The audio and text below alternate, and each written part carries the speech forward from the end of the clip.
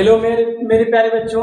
तो आज हम लोग क्लास 10th के रासायनिक अभिक्रिया एवं समीकरण के एक छोटा सा टॉपिक को हम लोग पढ़ेंगे।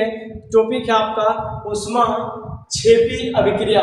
ऊष्मा क्षेपी अभिक्रिया वैसे रासायनिक अभिक्रिया जिसमें ऊष्मा उत्पन्न होकर बाहर निकलता हो उसे हम लोग ऊष्मा क्षेपी अभिक्रिया कहेंगे, या इसके हम लोग दूसरे शब्द में भी कह सकते हैं कि जिस रासायनिक अभिक्रिया में ऊष्मा ऊर्जा का उत्सर्जन होता है उसे हम लोग ऊष्मा क्षेपी अभिक्रिया।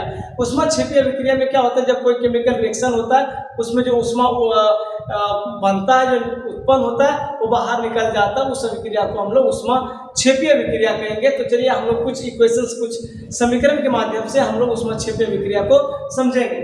जैसे है कार्बन प्लस ऑक्सीजन। अगर कोई भी कार्बनिक पदार्थ को ऑक्सीजन की उपस्थिति में उसे जलाया जाता है तो वो कार्बन डाइऑक्साइड गैस बनाएगा और साथ साथ में क्या देगा, ऊष्मा देगा। आइए दूसरा समीकरण समझते हैं। जब मैग्नीशियम को ऑक्सीजन की उपस्थिति में जलाया जाता है तो मैग्नीशियम ऑक्साइड बनाता है और इस अभिक्रिया में ऊष्मा बाहर निकलता है।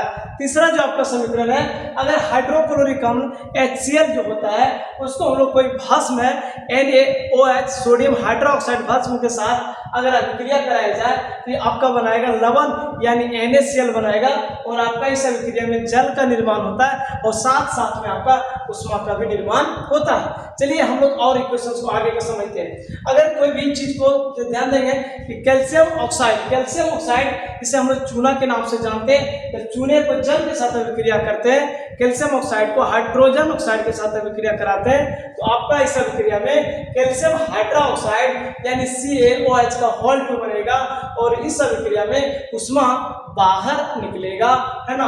तो ये था आपका ऊष्मा क्षेपी अभिक्रिया। साथ साथ में अभी हम आपको ऊष्मा शोषी अभिक्रिया के बारे में समझाते हैं। ऊष्मा शोषी अभिक्रिया क्या होती है, वैसे रासायनिक अभिक्रिया जिसमें ऊष्मा बाहर से अवशोषित करता है, यानी वैसे रासायनिक अभिक्रिया जिसमें ऊष्मा क्या करे, बाहर से लेकर के ऑब्जर्व करके वो अभिक्रिया हो उसे हम लोग ऊष्मा शोषी अभिक्रिया कहेंगे। आपके और एक दूसरे शब्द में जिस रासायनिक अभिक्रिया में ऊष्मा ऊर्जा का अवशोषण होता है उसे हम लोग ऊष्मा शोषी अभिक्रिया कहते हैं। एक समीकरण के माध्यम से हम लोग समझेंगे।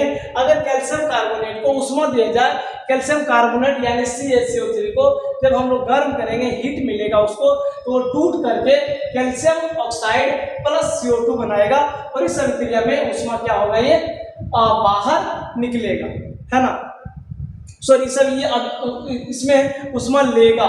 चलिए अगर कार्बन डाइऑक्साइड को जल के साथ अभिक्रिया कराया जाए तो और सूर्य के प्रकाश की उपस्थिति में तो वो बनाएगा आपका ग्लूकोज बनाएगा C6H12O6 प्लस O2।